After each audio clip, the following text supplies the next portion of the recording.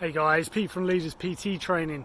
So this video, rather than talking about course prices and kind of making this sound like a bitter thing, because I don't agree with cheap courses, I wanted to come at it from a business analysis point of view and sort of go through, if someone came to me and said, look, here's a situation, I want you to analyse it as a problem solving exercise.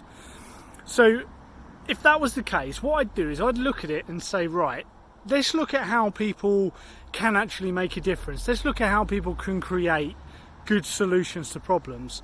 And that is always when they're in what's called the empire building stage. And this is when you're not in a reptile brain or a monkey brain sort of environment and you're not panicking basically. So the only way people can actually build something and create, innovate and do what they, hit their potential when it talks about making their business as good as possible is when they're in this stage where they're not stressed about the outcome, they're not worrying about what's going to happen. They're in a point where they can create, they're in a nice free environment with their mind when they can create great content, solutions, and basically provide people with what they need. Now this can't happen when you're worrying, when you're stressed, when you're in a place in your business where you're always thinking day to day rather than month to month and thinking about campaigns. This simply can't happen if you're in that place. So if we look at PT courses, for example, that's what we're actually looking at. So let's look at PT courses. So the simple fact is that the cheaper a course is, or the more it's focused on price, the more it's cut down. The focus is on price, so the focus has been on how can we basically adapt this course to fit within that price budget. It's not how can we make this course as physically good as we can, it's how can we make the course syllabus fit within that price budget. So things have to go, certain contact time has to go, numbers of classes have to be increased to mean that it's going to be more economical to do fit that amount of learners per tutor. So things have to change. It's not rocket science. Things have to be adapted to make the criteria fit the price point. So it's not about quality. It's not about making the course as good as it can be. It's about how can we fit everything into this price that we want to sell things at. So when you're doing that, obviously things have to be taken away. So if you're then doing these courses, you're already starting on the back foot in most cases, because you're paying for a course that has been, in some cases stripped back to a very worrying point, just to try and make it so that it seems glittery and shiny enough for you to want to pay for it. That's a simple fact. And if I was looking at that, I'd say, right, it's going to be really, really tough for you to get into that position where you can do your best work and for you to be able to really, really kind of make a difference and innovate, because you're going to be starting on the back foot straight away. You might not notice it for maybe 2, 3, 4 months, but it will kick in when you realise the hole in your training.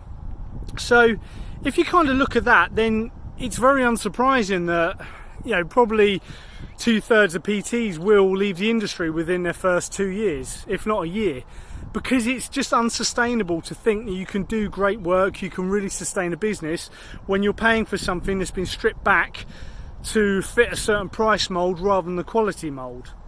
So that's a main issue. If someone was to say, look at this objectively, that would be my main concern, is that these courses are being made to fit price rather than quality and outcome. And that's why a lot of PTs just simply can't cut it, because the knowledge isn't there, the training isn't there.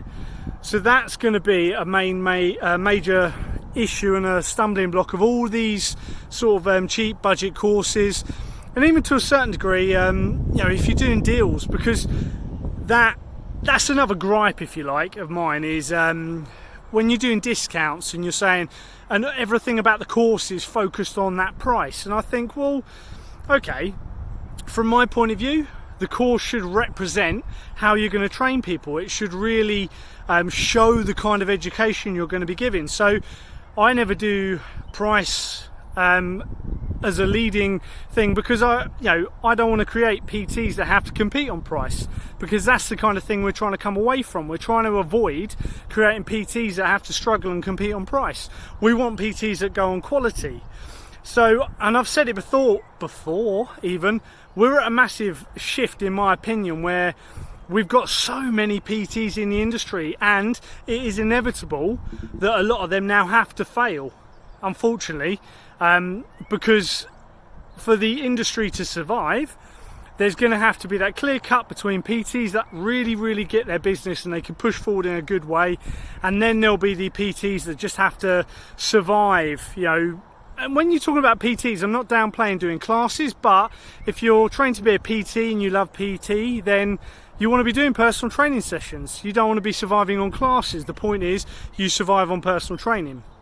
So there's going to be that split. There's going to be a definite that group of PTs that are really getting it and really pushing forward, which is going to be a small group, and then there's going to be the pissed off basically PTs that spend their money and they just haven't got anywhere with it. So I just kind of urge you always to think about things logically. If you're looking at a course, and this literally is, I know this is obviously going to sound like it's just a sell to our courses, but it isn't. There are other good courses out there, but you've just got to really look at what you're getting for your money, okay?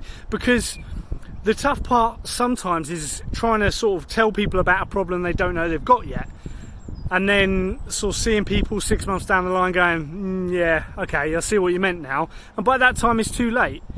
So whatever you're looking to do, try and now aim to be one of these PTs that are going to really be an asset to the industry, really going to do good.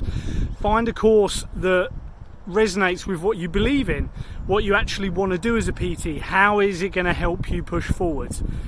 Because I really do think we need to be aware of this, that we're on that kind of tipping point. We don't want the fitness industry to become a laughing stock. We want it to be seen as a massively valuable asset that can have a real big impact on people's lives, and does have a massive impact.